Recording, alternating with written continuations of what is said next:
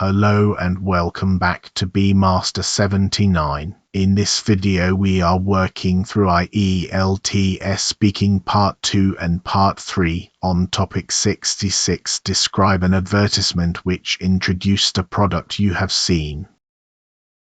Here is the plan. First the cue card exactly as it is written. Then a 1-minute brainstorm, a structure, and the language you will need. After that, a full model long turn, and finally all 4 part 3 questions with model answers.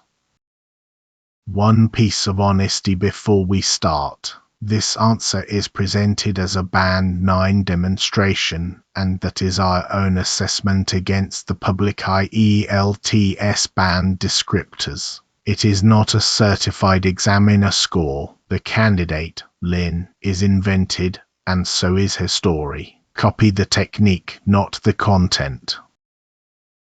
This is the card, reproduced word for word, 3 bullets, and then a separate instruction, and explain how you felt about it. You have 1 minute to prepare and up to 2 minutes to speak. A quick note on the wording, because we do not silently tidy up our sources. The 3rd bullet and the final instruction overlap. Both of them ask about your reaction. We keep the card as it is, and in the answer we simply treat them as 2 different things.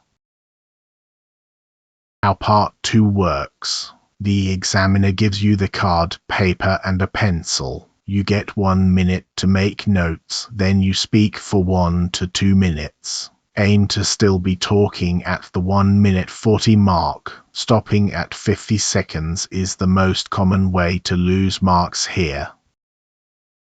Here are the notes Lynn would actually write in that minute. Keywords only. Notice there is 1 note per bullet, and the last line already contains a small twist which will give her an ending. A word on choosing your story. The single biggest difference between a Band 7 answer and a Band 9 answer is concrete detail, so pick an advertisement you can describe shot by shot.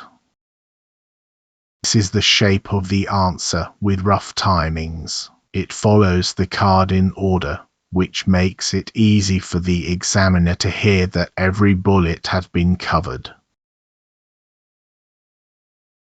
And this is the language worth stealing. These are not showy idioms dropped in for effect. They are ordinary, precise phrases used where a native speaker would actually use them, which is what Band 9 lexical resource looks like. Here is the full long turn. Listen for the signposting. I'd like to talk about an advertisement for a pair of noise-cancelling earbuds that I came across roughly a year ago in the autumn when I was in my final year at university. I saw it on YouTube of all places. It popped up as one of those skippable ads before a video I was watching in my bedroom in Hanoi at about 11 at night. Normally my finger is hovering over the skip button before the ad has even loaded, but this one caught me off guard and I ended up watching the whole thing twice. The product itself was nothing exotic. It was just wireless earbuds from a mid-range brand. What made the advertisement memorable was that it barely mentioned the product at all. It followed a student walking home through a chaotic street, horns blaring, construction, a neighbour's karaoke drifting out of a window. Then she put the earbuds in, and the soundtrack simply dropped away. For the last 20 seconds, all you could hear was a pencil moving across paper. There was no voiceover reeling off specifications, no battery life, nothing. Just a line at the end about buying yourself some quiet. As for how I liked it, I thought it was beautifully judged. It sold a feeling rather than a gadget, and it trusted the audience to work things out for themselves, which advertising very rarely does. How I felt about it is slightly more complicated. On the one hand, I felt genuinely understood. I was revising for exams at the time and desperate for exactly that kind of silence. On the other hand, I was faintly annoyed at how effectively it had got under my skin. I ordered the earbuds within a week, and while they were perfectly good, they were never going to make Hanoi disappear. So I suppose it left me impressed and slightly sheepish in equal measure, which, in fairness, is probably the sign of a very good advertisement. Before we move on, the numbers. That long term was 328 words delivered in 2 minutes 2 seconds, which is about 161 words per minute. These figures are measured from the audio you just heard. They are not a claim we typed in. Why this would score well, mapped against the 4 criteria. Again, this is our reading of the public descriptors, not an official mock. Now part 3. The examiner moves from your story to general discussion. The questions get more abstract, and your answers should get shorter and sharper. Question 1. Where do we often see advertisements? Almost everywhere, and increasingly in places that don't announce themselves as advertising. The obvious ones are still there, of course, billboards, bus stops, television between programs. But the bulk of what I see now is on my phone, folded into the feed so that it looks like an ordinary post until you notice the small word sponsored. I'd say the biggest shift in my lifetime is that advertising has stopped being a separate slot you can walk away from and become part of the content itself. Question 2. What are the benefits of advertising? The honest answer is that it depends who you ask. For businesses, it's the only realistic way for a small company to be discovered at all. For consumers, good advertising is genuinely informative.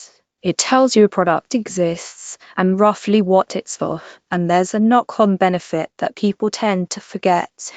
Advertising is what pays for an enormous amount of free content, from news websites to the videos we all watch. Whether that's a fair trade is another question, but the funding does have to come from somewhere. Question 3. Are advertisements good or bad for children? I don't think they're inherently either, but children are clearly the group least equipped to handle them. An adult watching an advertisement knows they are being sold to and can discount it accordingly. A 6-year-old simply can't. That's why most countries restrict advertising around children's programming and ban certain products outright.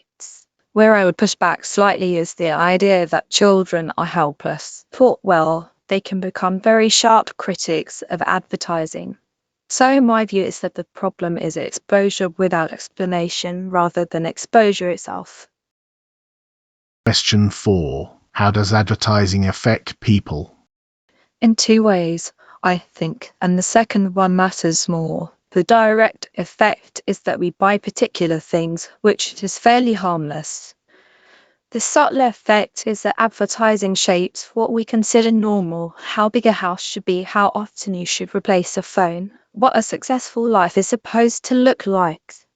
Nobody is persuaded by a single advertisement, but thousands of them, absorbed over years, quietly set the baseline. I find that far more powerful than any individual sales pitch, precisely because we don't notice it happening. To recap the technique, cover every bullet in the card's own words. Tell one specific story in detail. Finish on a deliberate sentence. In part 3, answer first, then justify. And remember that the story here is invented, so take the method and put your own life into it. That is topic 66. If this helps, subscribe to BMaster79 for more ielts walkthroughs, and tell us in the comments which advertisement you would describe. Good luck with your test.